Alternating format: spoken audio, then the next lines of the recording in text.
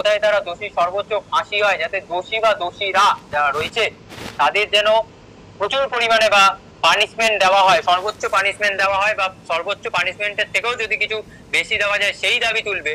তা না করে কি করছে, মমতা বন্দ্যোপাধ্যায়ের পদত্যাগ চাইছে। এদের দাবিটা কি? রাজনৈতিক।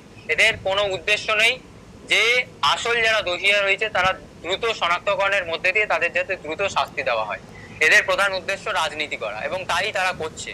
একটা লাশকে নিয়ে রাজনীতি করছে। এত বড় নির্লজ্জ ছোট লোক রাজনৈতিক দল ভারতের ইতিহাসে আর আছে বলে আমি মনে করি না।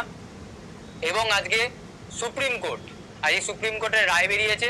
সকলে যারা যারা দেখেছেন, আমি ইউটিউবে স্পষ্টত ফলো করেছি যে সুপ্রিম কোর্টের পুরো শুনানিটা ইউটিউবে লাইভ হয়েছে। যারা যারা দেখেছেন তারা তো জানেনই, এবং এখন বর্তমানে বিভিন্ন খবরের চ্যানেলগুলো সম্প্রচার করছে। কিন্তু আপনাকে খবরের চ্যানেল একটা বিষয় দেখাচ্ছে না, কিন্তু সেটা রায়ে রয়েছে। কি সেই বিষয়? না, সুপ্রিম কোর্ট স্পষ্টত বলে দিয়েছে যে গোটা ভারতবর্ষে, হ্যাঁ ভালো করে শুনুন, গোটা ভারতবর্ষে চিকিৎসা ব্যবস্থায় সুরক্ষার অভাব রয়েছে, এবং তাই জন্য তারা একটি টাস্ক ফোর্স গঠন করছে। কে বলছে এটা? সুপ্রিম কোর্টের প্রধান বিচারপতি বলছে তার রায়দানকালে। হ্যাঁ, সুপ্রিম কোর্টের প্রধান বিচারপতি তার রায়দানকালে বলছে যে গোটা ভারতবর্ষে চিকিৎসা ব্যবস্থায় সুরক্ষার অভাব রয়েছে। তাহলে এই যে বাংলাকে আপনারা বদনাম করছেন এবং বাংলার মুখ্যমন্ত্রীর পদত্যাগ দাবি করছেন, এটার মধ্যে দিয়ে আপনাদের রাজনৈতিক উদ্দেশ্য স্পষ্ট। আপনাদের প্রধান উদ্দেশ্য কি? দোষীর ফাঁসি নাকি মমতা বন্দ্যোপাধ্যায়ের পদত্যাগ? যদি মমতা বন্দ্যোপাধ্যায়ের পদত্যাগ হয়ে থাকে তাহলে আপনি কোনো অরাজনৈতিক দাবি তুলছেন না, যেটা সকল মানুষ তুলছে, সকল সাধারণ মানুষ তুলছে। আপনি তুলছেন একটি রাজনৈতিক দাবি। কারণ এই যে পদত্যাগের দাবি কারা তুলছে? BJP, CPIM. যে বিজেপি পদত্যাগের দাবি করছে সেই বিজেপিকে আমি বলতে চাই, মণিপুরে মাসের পর মাস ধর্ষণ চললো, খুন চললো, কিভাবে অরাজকতা চলেছে সমগ্র পৃথিবী দেখেছে। গুজরাটে বিলকুস বানুর যে দর্শকরা ছিল তাদেরকে কোর্ট দোষী সাব্যস্ত করার পর তাদেরকে জেলে যখন নিক্ষেপ করা হলো, পরবর্তীকালে কি দেখা গেল?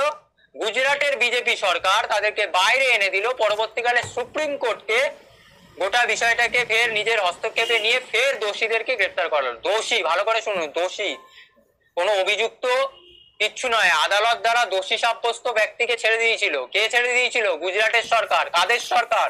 বিজেপির সরকার। হাতরাস, উন্নায় কি ঘটনা ঘটেছিল? গোটা পরিবারকে, দর্শনটাকে চাপা দেওয়ার জন্য গোটা পরিবারটাকে পুরো মেরে দেওয়া হলো। কোন সরকার? উত্তরপ্রদেশে বিজেপির সরকার। এখানে মমতা বন্দ্যোপাধ্যায় পদক্ষেপ গ্রহণ করেছে, পুলিশ পদক্ষেপ গ্রহণ করেছে।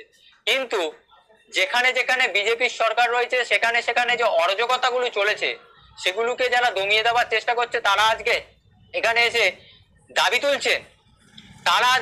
দাবি তুলছেন। যে মমতা বন্দ্যোপাধ্যায়ের পদত্যাগ চাই।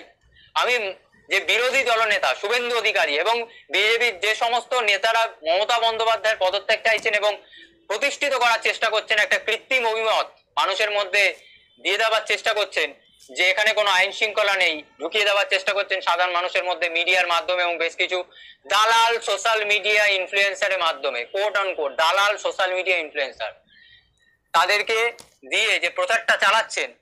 আমি বলতে চাই, আগে আপনি উত্তরাখণ্ডের মুখ্যমন্ত্রী, বেশ কিছুদিন আগে উত্তরাখণ্ডে একটি নার্সকে ধর্ষণ করে খুন করা হয়েছে, বেশ কিছুদিন মানে 2-3 দিন আগেই। মণিপুরের মুখ্যমন্ত্রী সমগ্র ভারতবর্ষের জন্য প্রধানমন্ত্রীর পদত্যাগটা আগে চান, তারপর মুখ্যমন্ত্রীর পদত্যাগটা চাইবেন। কারণ প্রধানমন্ত্রীর আমলেই সবচেয়ে বেশি ধর্ষকদের যদি কোনো রাজনৈতিক দল হয়ে থাকে সেটার নাম হচ্ছে ভারতীয় জনতা পার্টি।